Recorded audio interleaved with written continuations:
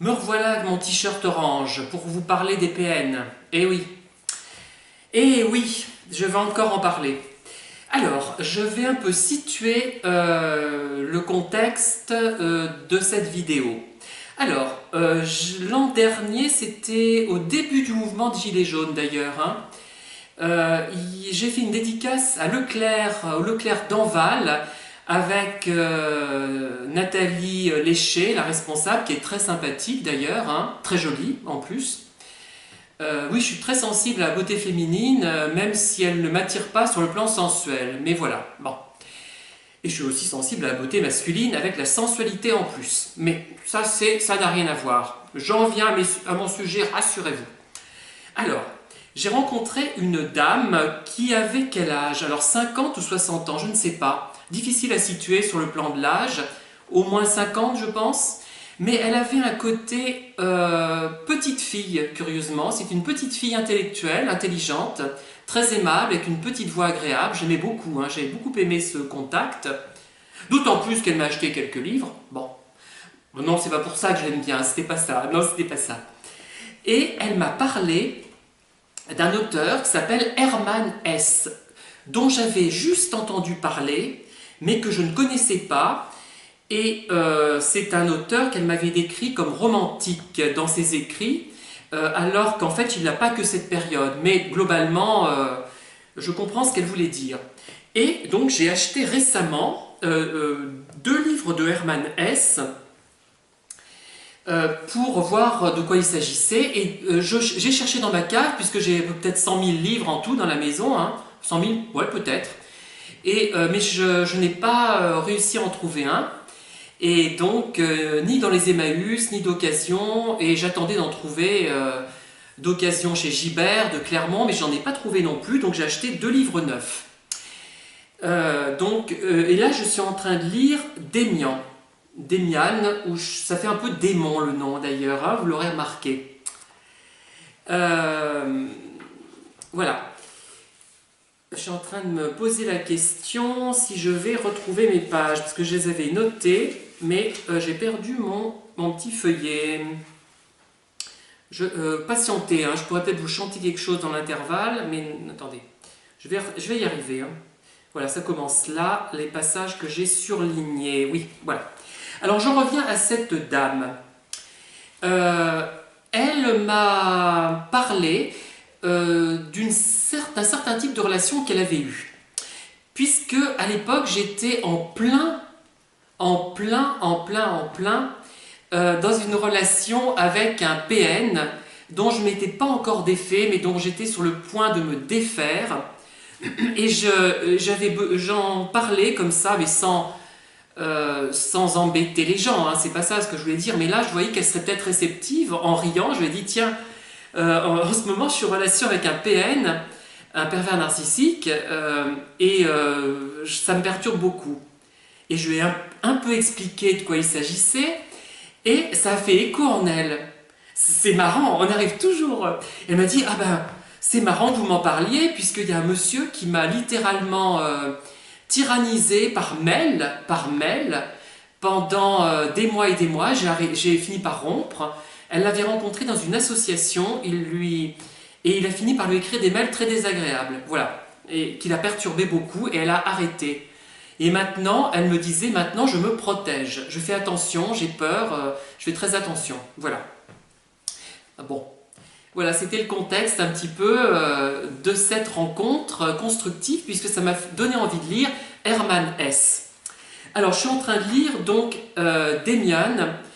C'est l'histoire en fait d'un garçon, d'un jeune garçon au début, qui fait la différence entre entre deux mondes. Le monde à lui, celui de ses parents, qui est joli, qui est agréable, où on ne se dispute pas, où on dit plein de choses agréables, intéressantes. Et l'autre monde, le monde un peu glauque, sombre, néfaste, etc. Voilà, il fait cette différence entre les deux mondes qui lui paraissent étranges, qui coexistent pourtant, qui cohabitent en quelque sorte. Et je vais vous lire quelques passages de ce livre et vous comprendrez pourquoi je le classe dans la catégorie Pervers narcissique, enfin, c'est pas l'auteur, mais le texte, hein, voilà. Voilà. Lorsqu'un animal ou un homme tend toute son attention, toute sa volonté sur un but défini, alors il ne peut manquer de l'atteindre. C'est l'atout. Et il en est exactement de même à propos de ce que tu m'as demandé. Lorsqu'on a observé un homme avec assez d'attention, l'on en sait sur lui plus que lui-même. On en sait sur lui plus que lui-même, lorsqu'on l'a observé. Là, c'est Démian qui parle, le personnage Démian, un garçon qui est décrit comme sans âge. Il paraît à la fois jeune et vieux, masculin et féminin. D'ailleurs, le héros est probablement homosexuel et Hermann Hesse devait l'être. Hein.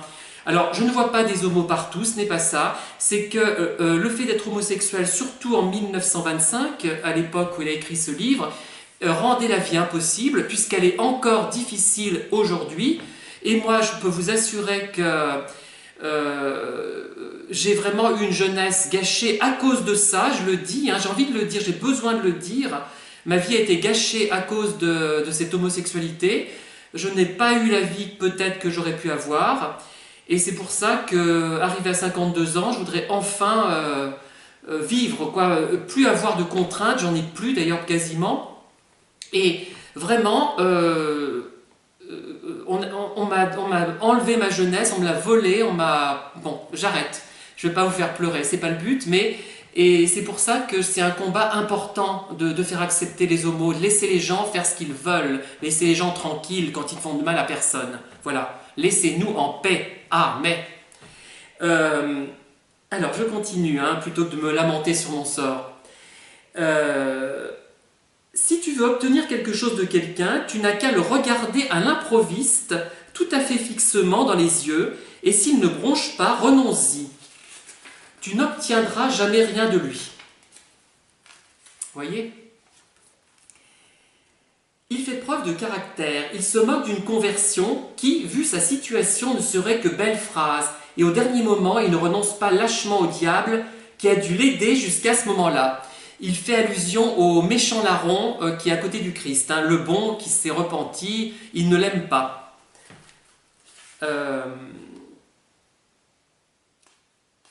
Alors, le héros traite son copain, en parlant de son copain, dit « cette absence d'âge étrange, animal, qui le mettait hors du temps ». Le côté animal, vous voyez, c'est un peu le pervers, ça.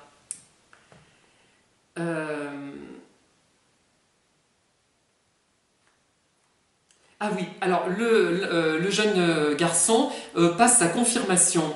Et en fait, il a l'esprit complètement obnubilé, occupé par Démian. Alors, ce n'était pas dans l'église que j'étais prêt à être accueilli, mais dans quelque chose de tout à fait différent, dans un ordre de la pensée et de la personnalité qui devait exister quelque part sur Terre et dont le représentant ou le messager était mon ami. Il a la tête prise par cet ami. Alors, il parle des yeux de son ami. Il ne me regardait pas, il ne voyait pas. Ce spectacle me fit trembler. Il est mort, pensais-je, et je prononçais ces mots presque à haute voix. Mais je savais qu'il n'était pas mort. Mon regard restait fixé sur son visage, sur son masque pâle, son masque de pierre, et je sentis que c'était le vrai Démian. Le véritable Démian était celui que je contemplais en ce moment, de pierre, antique, animal, beau et froid, pétrifié, inanimé et secrètement plein d'une vie mystérieuse. Et tout autour de lui, ce vide silencieux, cet éther, cet espace sidéral, cette mort solitaire. Maintenant, il est complètement retiré en lui-même, pensais-je, en frissonnant. Jamais je n'avais éprouvé pareille sensation d'isolement. Je n'avais plus aucun contact avec lui, il m'était inaccessible, il était plus loin de moi que s'il eût été dans l'île la plus lointaine du monde. Je ne pouvais comprendre que je fusse le seul à m'en apercevoir. Ah ! Tous auraient dû voir, tous auraient dû frissonner, mais personne ne prêtait attention à lui. Je crois que ça se passe même de commentaires, hein, quand on connaît les pervers narcissiques. La littérature en est pleine. Et d'ailleurs, ce personnage, ce garçon-là, il est déjà victime d'un premier pervers qui le harcèle au niveau financier, mais c'est pas au niveau financier qu'il le harcèle. Le pervers prend plaisir dans ce livre à le harceler psychologiquement. C'est frappant. Je continue. Et alors, tout se métamorphosa. Autour de moi, mon enfance s'écroulait. Mes parents me regardaient avec un certain embarras. Mes sœurs m'étaient devenues complètement étrangères. Un désenchantement faussait et affadissait les impressions et les joies habituelles. Le jardin était sans parfum, la forêt dépourvue d'attrait, le monde n'était qu'un ramassis de vieilleries insipides et sans charme. Les livres n'étaient que du papier, la musique du bruit. C'est ainsi qu'un arbre en automne ne sent pas tomber son feuillage, ni couler la pluie le long de son tronc et de ses branches, ni le soleil ni le gel. La vie se retire lentement tout au cœur de lui-même, s'y ramasse, s'y condense. Il ne meurt pas, il attend.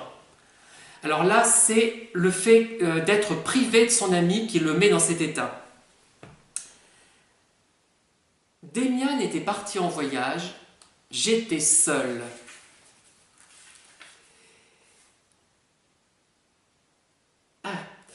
Souvent, j'avais la nostalgie de Démian, mais souvent aussi, il m'arrivait de le haïr et de le rendre responsable de l'appauvrissement de ma vie intérieure, que je supportais comme une vilaine maladie.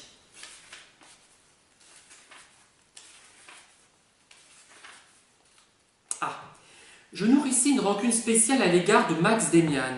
Durant toute cette période, je ne l'avais plus revu. Au début de mon année scolaire, si je lui avais écrit 2 fois, mais je n'avais reçu aucune réponse.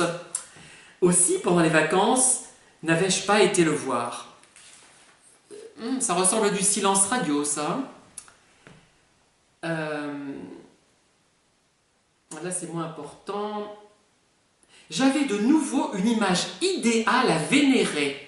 Voyez, il cherche ce côté vénération, suscité d'ailleurs par le pervers narcissique lui-même. Hein. Alors il tombe sur une fille cette fois. Alors Démian avait un côté féminin dans son physique et masculin en même temps, et là la fille a un côté masculin, tout en étant féminine. Elle était grande et svelte, élégamment vêtue et avait un visage de jeune garçon intelligent. Elle me plut aussitôt. Bah voyons, en bon homo qui se respecte. Ils aiment bien les femmes, ces homos, ils aiment bien les femmes un peu homasses. Hein. Non, c'est pas vrai. Je suis pas homophobe. Hein. Elle appartenait au type que j'aimais. Aussi commença-t-elle à occuper mon imagination. Elle était à peine plus âgée que moi, mais beaucoup plus développée, élégante et bien faite, presque dame déjà. Mais avec quelque chose de hardi, de juvénile, qui me plaisait beaucoup. Il y a d'autres petites remarques.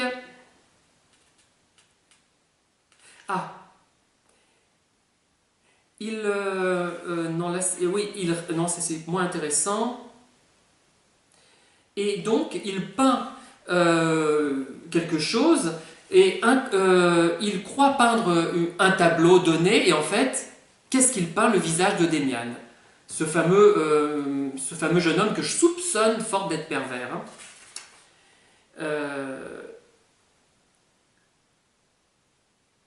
Je me rappelais que je lui avais écrit plusieurs fois sans jamais avoir eu de réponse. Ah, s'il pouvait avoir oublié aussi ces lettres stupides. Il ne m'en dit mot. Nos adieux furent brefs. Je demeurai assis et vidai complètement la bouteille. J'étais de fort mauvaise humeur, et ma mauvaise humeur s'accrut encore en voulant payer, j'appris que Démian avait réglé la note. Oui, en fait, bon là c'est moins probant, mais il faudrait lire l'intégralité du livre hein, que je vous conseille. Mais ce thème est récurrent, ces pervers, ils fascinent et ils provoquent une sorte d'émulation intellectuelle parce qu'ils nous font nous poser des questions. Quand on écrit et qu'on a rencontré des pervers, eh bien on en parlera dans tous nos livres, hein, d'une façon ou d'une autre. Soit ils vont stimuler notre créativité indépendamment de la thématique, hein, c'est-à-dire qu'on ne va pas parler de pervers narcissiques, soit on va en parler dans nos romans et nos nouvelles, et je suis en train d'en écrire une d'ailleurs. Voilà, donc pour vous dire que ce Hermann Hesse dans Démian aborde un personnage qui est de l'ordre du pervers narcissique. Il y en a même 2. Le premier, que le garçon rencontre, joue avec lui psychologiquement aussi. Hein. Voilà. Donc ceux qui disent que c'est une invention des temps modernes, enfin de notre époque actuelle, de nos années 2010, eh bien ils sont dans l'erreur, il y en a toujours eu, et la littérature en fourmille de pervers narcissiques. On peut relire les livres à la lumière de ces théories. Voilà, merci de m'avoir écouté, à bientôt, au revoir.